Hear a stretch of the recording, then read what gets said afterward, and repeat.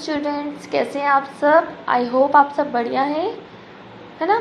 अभी तक बच्चे हमने अपने लास्ट 3 टॉपिक्स कंप्लीट कर लिए थे, like introduction, concentration terms and solubility, है ना। सॉल्युबिलिटी आई गेस आप लोगों को क्लियर होगी। अब उससे नेक्स्ट टॉपिक पे हम चलते हैं बच्चे, वो हमारा है vapour pressure of liquid solution. अब लिक्विड सॉल्यूशंस का बच्चे वेपर प्रेशर देखना है हमें। तो सबसे पहले इसमें क्या आ जाएगा बच्चे, solubility of liquid in liquid. Vapour pressure की बात हो रही है तो लिक्विड टर्म्स तो हमारी है ही है, तो हम इसमें 2 टाइप की सॉल्युबिलिटी देखेंगे। First solubility of liquid in liquid, second again solubility of solid in liquid. ठीक है बेटा। तो फर्स्ट ऑफ ऑल जो हमारे सॉल्वेंट्स होते हैं, लिक्विड सॉल्वेंट, वो जनरली वॉलेटाइल होते हैं, जबकि जो हमारे लिक्विड सॉल्यूट है वो या तो वॉलेटाइल होंगे या फिर नहीं होंगे। ठीक है, वो डिपेंड करता है। जब भी हमारे सॉल्यूशन बनते हैं, मिक्स होते हैं, तो हमारे 3 टाइप के सॉल्यूशंस बनते हैं। फर्स्ट मैं आपको ये लाइन पढ़ के बता देती हूँ। The liquid solvent is generally volatile whereas liquid solute may or may not be volatile. When 2 liquids are mixed, the mixture may be of the following types. First, the 2 components may be almost immiscible. यहाँ तो जो 2 component मिले वो completely immiscible होंगे, बिल्कुल अलग। Okay, in this case, one of the liquid is polar while the other is of non-polar nature. इस case में क्या होगा, एक लिक्विड हमारा पोलर होगा और दूसरा क्या होगा, नॉन पोलर नेचर का होगा। For example benzene and water. हमने पहले पढ़ा था ना कि लाइक सॉल्यूशन ही डिज़ोल्व होते हैं, तो उसी के तरीके से यहाँ पे जब हमारे पोलर एंड नॉन पोलर हो जाएंगे तो वो डिज़ोल्व तो होंगे नहीं। That means they are completely immiscible. Second है बच्चे, the miscibility of the component में बी पार्शियल। अब ऐसे भी हो सकता है कि मिसिबिलिटी जो है वो पार्शियल हो जाए, मतलब कुछ पार्ट जो है वो डिज़ोल्व हो जाए और कुछ पार्ट सेपरेटेड रह जाए। So, if the intermolecular attraction of one liquid is different from intermolecular attraction of other, there may be partial miscibility of the liquids. जब आपके एक लिक्विड का इंटरमोलिकुलर अट्रैक्शन जो है वो दूसरे से अलग हो तो यहाँ पे क्या हो जाएगी, पार्शियल मिसिबिलिटी आ जाएगी। For example ether and water. उसके बाद बच्चे हमारा थर्ड सॉल्यूशन होगा, द 2 कॉम्पोनेंट्स में भी कम्प्लीटली मिसिबल। जो हमारे 2 कॉम्पोनेंट्स हैं वो कम्प्लीटली मिसिबल हो जाए। इस केस में क्या होगा, दोनों सेम नेचर के होंगे, या तो दोनों पोलर होंगे लाइक अल्कोहल एंड वाटर, या फिर दोनों ही नॉन पोलर होंगे लाइक बेंजीन एंड हेक्सेन। ठीक है, तो आपने अभी देखे कि 3 टाइप के आपके सॉल्यूशंस बनते हैं। First immiscible, second partially miscible and third is completely miscible. ठीक है, उसके बाद बच्चे हमारे मिसिबिलिटी के कॉजेज क्या क्या होते हैं, मतलब मिसिबिलिटी होती किस वजह से है। So here chemically alike liquids dissolve in one another more freely as compare to other. मतलब जो लाइक लिक्विड्स होते हैं, एक जैसे लिक्विड्स होते हैं, वो एक दूसरे में ज़्यादा अच्छे से डिसॉल्व हो जाते हैं, लाइक जब हम किसी दूसरे सॉल्यूशन से कंपेयर करें। जैसे alkenes are completely miscible in all proportions with one another. जो एल्केन्स हैं वो कम्प्लीटली मिसिबल हो जाते हैं सारे प्रोपोर्शंस में एक दूसरे के साथ। Alkenes are however not miscible with water because they can not form hydrogen bond with water molecule. जबकि एल्केन्स जो है वो वाटर के साथ मिक्स नहीं होते, क्योंकि ये वाटर मॉलिक्यूल के साथ हाइड्रोजन बॉन्ड नहीं बनाते। सेकेंड है बच्चे dipole dipole interactions. Dipole-dipole interactions also play an important role in forming liquid solutions. Third, molecular sizes of liquid which are mutually soluble are also approximately same. मतलब जो molecular sizes होते हैं liquid के, जो mutual soluble हो रहे हैं, वो भी सेम होने चाहिए अप्रॉक्सीमेटली।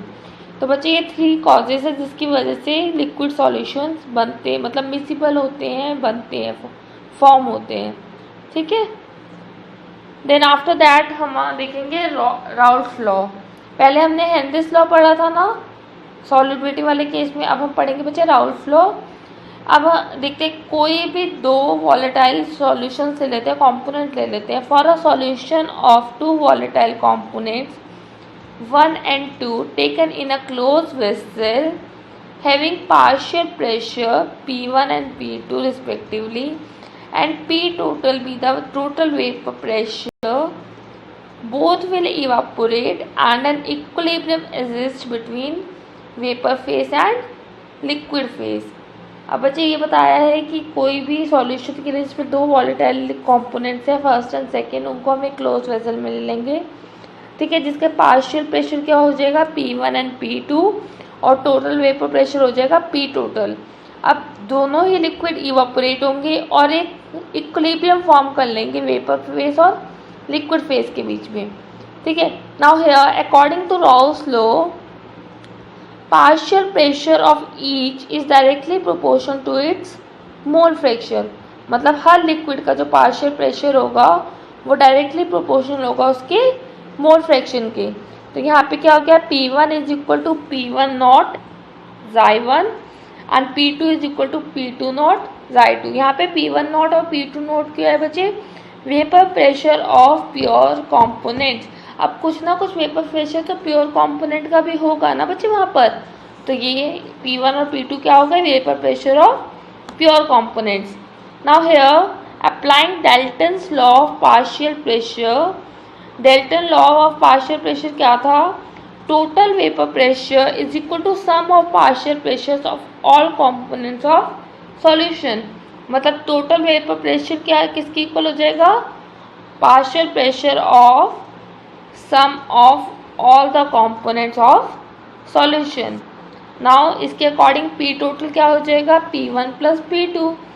अब इसके अकॉर्डिंग आप कर लोगे P1 और P2 की वैल्यूज जो अभी आपने देखी थी, P1 naught Xi1 plus P2 naught Xi2 put कर दी। अब आपको पता है कि मोल किसी भी सॉल्यूशन का मोल फ्रैक्शन जो होता है वो 1 से ज़्यादा नहीं होता, तो Xi1 plus Xi2 is equal to 1 हो जाएगा, है ना। तो अब इससे आप किसी भी एक मोल फ्रैक्शन मतलब किसी भी एक लिक्विड की मोल फ्रैक्शन निकाल सकते हो, इधर X1 या Chi1 और X2 और Chi2, ठीक है। तो यहाँ से हमने Chi1 की वैल्यू निकाल ली। अब P टोटल क्या होगा बच्चे, P1 नॉट Chi1 की जगह आ गया 1 minus X2 plus P2 not Chi2, ठीक है। तो P टोटल की वैल्यू क्या आ गई, P1 not plus P2 minus P1 not bracket close Chi2, ठीक है। तो आपका टोटल वेपर प्रेशर किसके इक्वल हो गया, partial pure vapour pressure of first component plus pure vapour pressure of second component minus pure vapour pressure of first component multiply by mole fraction of second component. Now इसके according आपके कुछ conclusions भी निकले हैं ना इस law के according, तो वो कॉन्क्लूजन्स क्या है बच्चे, first total vapour pressure of solution can be related to mole fraction of any one component. मतलब जो total vapour pressure of solution है वो किससे रिलेट कर सकता है, किसी भी एक कंपोनेंट के मोल फ्रैक्शन से। वही हुआ था ना अभी पीछे, हमने फर्स्ट कंपोनेंट के मोल फ्रैक्शन के बदले सेकंड की वैल्यू पुट कर दी थी, तो आपका पूरा जो टोटल वेपर प्रेशर है वो किसके अकॉर्डिंग किससे रिलेट कर रहा था, मोल फ्रैक्शन ऑफ सेकंड कंपोनेंट से, ठीक है।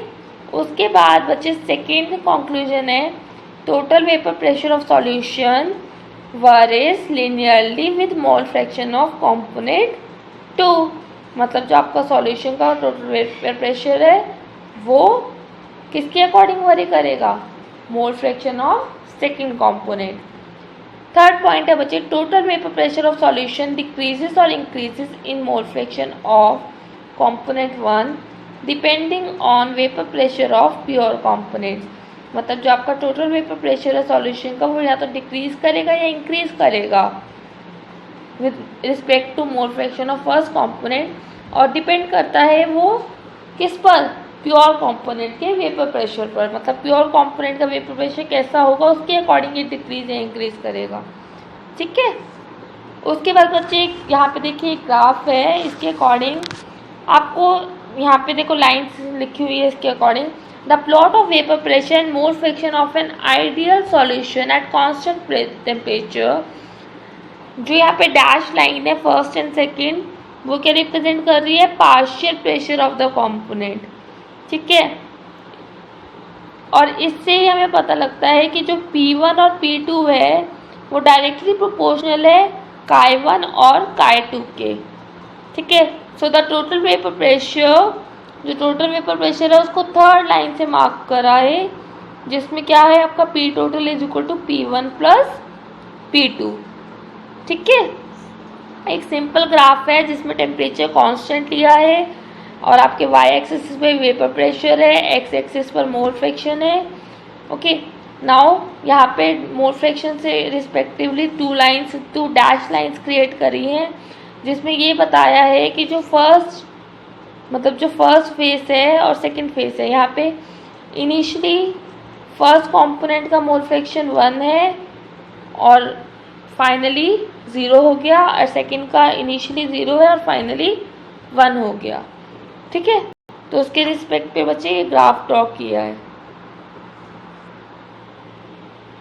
Next, the minimum value of P total is P1 naught and the maximum value is P2 naught if component 1 is less volatile than component 2।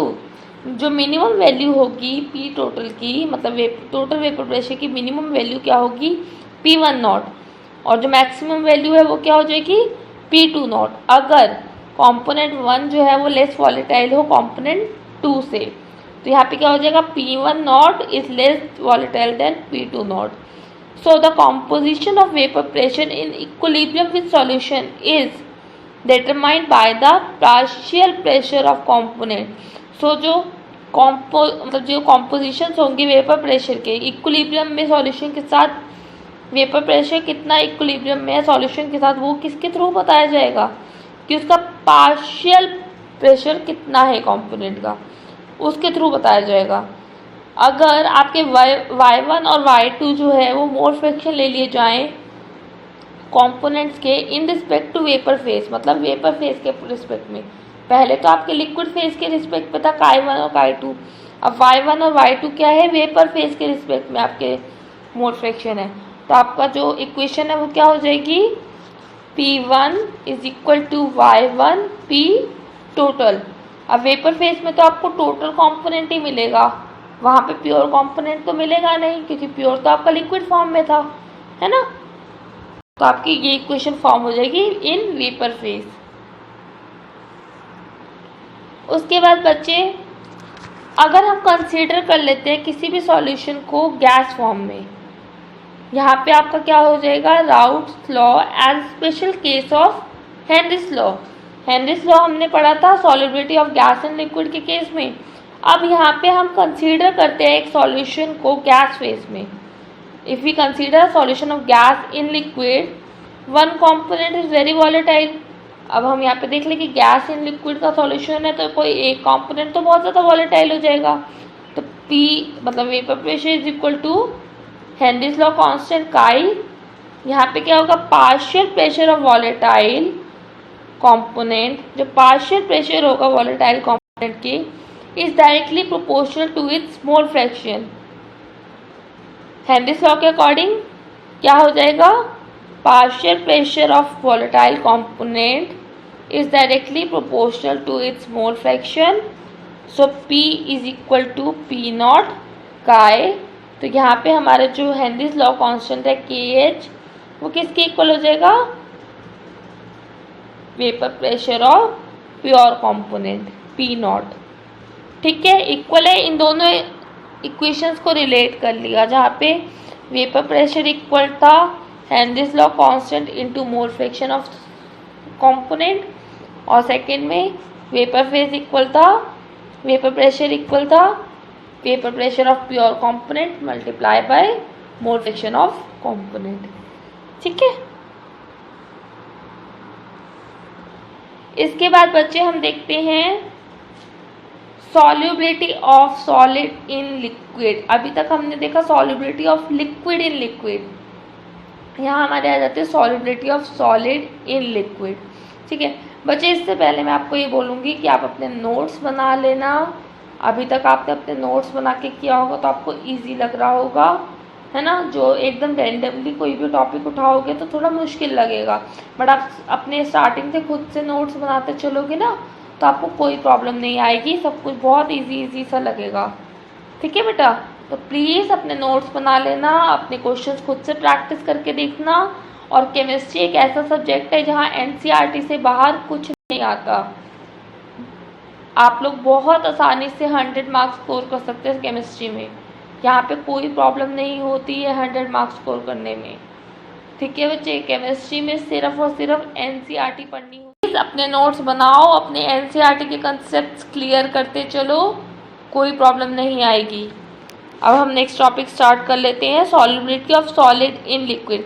अब इस केस में क्या है, आपका कोई भी एक कंपोनेंट क्या हो जाएगा, सॉलिड।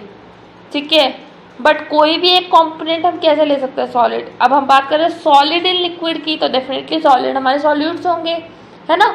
ये मैंने आपको पहले भी बताया था कि जब हम सॉल्युबिलिटी की बात करें तो जिस चीज़ के अंदर हम बात कर रहे हैं, मतलब जैसे कोई बाहर से हमारे घर में आया है तो वो हमारे घर का गेस्ट होगा ना, फैमिली मेंबर तो घर के अंदर रहने वाले होते हैं, है ना। तो ऐसे ही जब हम बात कर रहे हैं सॉलिड इन लिक्विड की, तो हमारा जो सॉलिड है वो सॉल्यूट है और लिक्विड क्या है, सॉल्वेंट। सो हियर हम एग्जांपल ले सकते हैं, sodium chloride in water, glucose in water, urea in water, iodine in carbon disulphide, sulphur in carbon disulphides. ठीक है, so here pressure exerted by vapors of liquid over the liquid phase in equilibrium is called as vapor pressure। अब जो pressure exert हो रहा है किस पर, liquid के वेपर पर, ओवर द लिक्विड फेस, मतलब लिक्विड फेस में ही लिक्विड के वेपर्स पर जो प्रेशर जनरेट हो रहा है जो इक्विलिब्रियम में है, उसको हम क्या बोलेंगे बच्चे, vapour pressure. So in a pure liquid the molecules of liquid occupy the surface completely। अब प्योर लिक्विड में क्या होता है, जो मॉलिक्यूल मतलब जो लिक्विड का सरफेस है, जो मॉलिक्यूल होंगे लिक्विड के वो पूरा सरफेस अच्छे से ले लेते हैं, ऑक्यूपाई कर लेते हैं, है ना, पूरा सरफेस ऑक्यूपाई करेंगे। बट जैसे ही हम नॉन वॉलेटाइल सॉल्यूट ऐड करते हैं वहाँ पर, तो क्या होगा, वहाँ पे कुछ ना कुछ वेपर प्रेशर जनरेट होगा, है ना। So on adding a non volatile solute there exist vapour pressure of solvent only. So the vapour phase after addition will be reduced as the solid particle replace some solvent particles at surface. So जो vapour pressure होगा solute के add होने के बाद वो क्या हो जाएगा, कम होता जाएगा, रिड्यूस होता जाएगा। क्यों, क्योंकि जो सॉल्वेंट का सरफेस है वो कहीं ना कहीं कुछ ना कुछ जगह पर सॉल्यूट कवर कर लेगा, जितना सॉल्यूट हम ऐड करेंगे वो सरफेस लेता जाएगा तो वेपर प्रेशर रिड्यूस होता जाएगा। तो इस वजह से जो सॉलिड पार्टिकल्स के नंबर होते हैं सरफेस पे वो रिड्यूस हो जाएंगे। So due to this the number of solvent particles at surface is reduce and vapour pressure reduces. और इस वजह से क्या होगा, वेपर प्रेशर रिड्यूस हो जाएगा। लाइक यहाँ पे देखो दो फिगर्स हैं जिसमें हमने बताया है जो डार्क स्पॉटेड है वो हमारे सॉल्वेंट है और जो लाइट है वो क्या है, सॉल्यूट है। ठीक है, so decrease in the vapour pressure of the solvent on account of the presence of solute in the solvent a. Evaporation of the molecule of the solvent from its surface is denoted by dark noted note B in a solution. Some particles have been denoted by simple note and they also occupy part of the surface area। अब देखो first जो a beaker है उसमें क्या है, pure solvent है, pure solvent है, vapour pressure normal है, ओके है, मतलब जितना था उसका। बट बी में क्या है, 1 मोल ऑफ सॉल्वेंट है और 1 मोल ऑफ सॉल्यूट है। अब सॉल्यूट आ गया तो कुछ स्पेस क्या कौन ऑक्यूपाई कर लेगा, सॉल्यूट, तो वेपर प्रेशर क्या हो जाएगा, डिक्रीज हो जाएगा। ठीक है, सिंपली यहाँ पे देखो ऊपर डॉट से बताया है कि वेपर प्रेशर डिक्रीज हो रहा है। उसके बाद बच्चे the decrease in vapour pressure depends upon amount of solid present in the solution. अब जितना वेपर प्रेशर डिक्रीज होगा वो किस पे डिपेंड करेगा? डायरेक्टली वो तो डिपेंड उसी पे करेगा ना कितना सॉल्यूट ऐड हो गया। तो it depends upon the amount of solid present in the solution. अब राउल्फ लॉ के अकॉर्डिंग क्या था? Partial pressure of each component in solution is directly proportional to its mole fraction. मतलब जो पार्शियल प्रेशर होगा हर कंपोनेंट का वो किसके डायरेक्टली प्रोपोर्शनल होगा? उसके मोल फ्रैक्शन के। So for non volatile solid dissolve in liquid, जो नॉन वॉलेटाइल सॉलिड्स हैं लिक्विड में डिजॉल्व हो रहे हैं जो, only the solvent molecules are present in vapour phase. जो हमारे सॉल्वेंट मॉलिक्यूल्स है सिर्फ वही प्रेजेंट होंगे वेपर फेज में, क्योंकि नॉन वॉलेटाइल सॉलिड है वो डिजॉल्व हो रहा है लिक्विड में, ठीक है। तो वेपर फेज में वो तो जनरेट होगा नहीं, as they decrease vapour pressure. So यहाँ पे क्या होगा? सिर्फ हमारे सॉल्वेंट मॉलिक्यूल्स आएंगे वेपर फेज में। सो हम यहाँ पे वेपर प्रेशर निकालेंगे सॉल्वेंट का, तो क्या हो जाएगा? Vapour pressure of solvent is equal to vapour pressure of pure solvent multiply by mole fraction of solvent, है ना, ठीक है। अब इसके बाद आप एक ग्राफ देखिए बच्चे, यहाँ पे क्या है? वाई एक्सिस पे आपका वेपर फेस है, एक्स एक्सिस पे मोल फ्रैक्शन है सॉल्वेंट के, और एक लीनियर लाइन आ रही है जिससे आपको क्या पता लगता है? Vapour pressure of pure solvent. अब इसमें क्या है? If a solution obeys Raoult's law for all concentrations its vapour pressure would vary linearly from 0 to the vapour pressure of the pure solvent. अगर कोई सॉल्यूशन राउल्फ लॉ को ओबे कर रहा है, मतलब फॉलो कर रहा है हर कंसंट्रेशन पे, मतलब चाहे उसमें 30% सॉल्यूट हो, 70% सॉल्वेंट हो, या फिर 50% सॉल्यूट हो, 50% सॉल्वेंट हो, हर कंसंट्रेशन पे वो ओबे कर रहा है, इसका मतलब क्या होगा?